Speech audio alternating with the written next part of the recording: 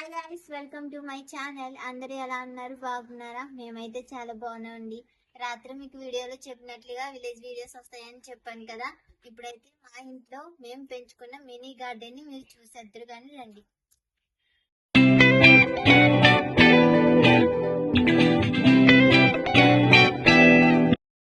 First అయితే మనం సన్నజాజి మొక్క దగ్గరికి అయితే వచ్చేద్దాం. ఇది మేము రాజమండ్రిలో కొన్నాం ఫ్రెండ్స్. దీన్ని మేమైతే మేడపైకి ఎక్కిస్తున్నాం. దీనికి చిన్న ఫ్లవర్ కూడా వచ్చింది ఫ్రెండ్స్. చూడండి ఎంత బాగుందో కదా. ఇప్పుడైతే పెరుగుతుంది ఈ చెట్టు.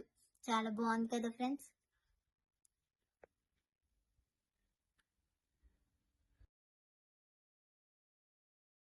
అయితే ఈ గులాబీ మొక్కను చూసేయండి.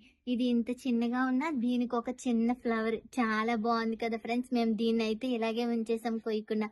ఏదేమైనా మొక్కలకి ఫ్లవర్స్ ఉంటే చాలా అందంగా కనబడతాయి కదా. ఇవైతే నాచు మొక్కలు ఫ్రెండ్స్. చాలా బాగున్నాయి కదా. ఇవి ఎవరింట్లో ఉండో ఇలా నాచు మొక్కల్ని ఇలా వేసుకుంటే చాలా అందంగా కనబడతాయి.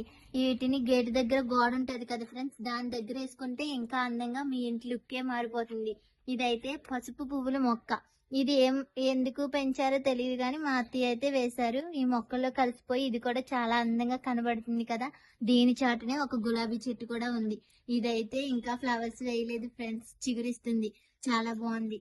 ఇది కూడా చూసేయండి. ఇదైతే టమాటా మొక్క, చిన్న టమాటా మొక్క. ఇది అయితే తోటకూర ఫ్రెండ్స్. తోటకూర మొక్కలు అయితే మేము వేయలేదు, వాటంతటా అవే వచ్చాయి. కానీ చూడండి ఎంత బాగా గ్రోత్ అయ్యాయో కదా. చాలా బాగున్నాయి కదా. దీన్ని పప్పులో వేసుకుని తింటే అబ్బా చాలా రుచిగా ఉంటది. ఇది వచ్చేసి టమాటా మొక్క ఫ్రెండ్స్. ఇది కూడా ఇప్పుడిప్పుడే పువ్వులు వేస్తుంది కాయలు కాయడానికి. ఇది కాయలు కాసిన తర్వాత నేను మీకు చూపిస్తాను ఫ్రెండ్స్ డెఫినెట్లీగా. చూడండి ఎంత బాగుందో. ఇదైతే మల్లి చెట్టు ఫ్రెండ్స్.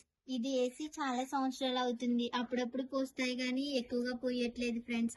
దీని గ్రోత్ పెరగాలంటే ఏం చేయాలో నాకు కామెంట్ చేయండి, నేను తప్పకుండా చేస్తాను.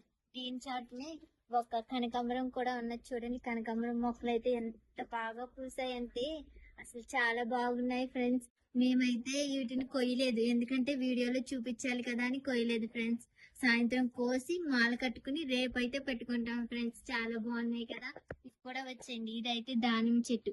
ఈ దానిమ్మ చెట్టు అయితే ఇంకా పూయలేదు ఫ్రెండ్స్, ఇప్పుడిప్పుడే పెరుగుతుంది.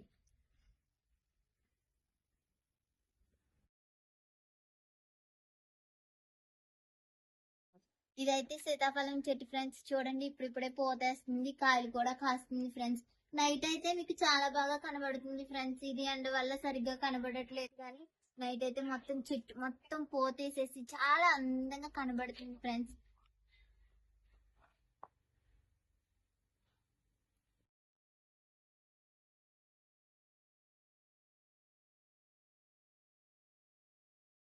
మార్నింగ్ వీడియోలో చెప్పాను కదా ఫ్రెండ్స్, ఇప్పుడు చూసేయండి. నైట్ కూడా వీడియో తీసాను మీకోసం. ఎంత బాగుందో చూడండి, మంచిగా పోతొచ్చింది. ఇవన్నీ కనకాంబరం మొక్కలు. ఇదైతే జామ చెట్టు. ఈ చెట్టు వేసి చాలా సంవత్సరాలు అయితే అవుతుంది. ఇప్పుడైతే పూత పూసి కాయలు అయితే దిగినాయి. చూడండి చిన్న చిన్న కాయలు. ఇంకా చాలా అయితే ఉన్నాయి ఫ్రెండ్స్. ఈ పెద్దవి అయితే నేను మీకు డెఫినెట్లీ చూపిస్తాను.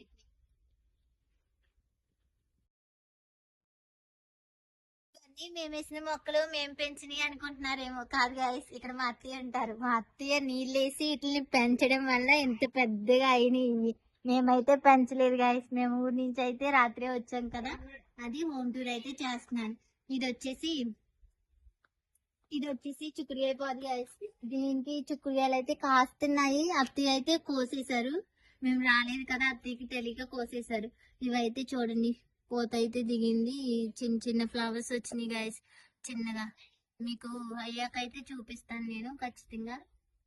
ఇందులోనే మళ్ళీ కాకరకాయ పాదు కూడా వచ్చింది గాయస్. ఇదిగో చూసుకోండి, చూడండి ఇది చిన్న చిన్న ఫ్లవర్స్. ఇక్కడ చిన్న కాయలు కూడా కాస్తున్నాయి. కాకరకాయలు అయితే ఇగో చూడండి.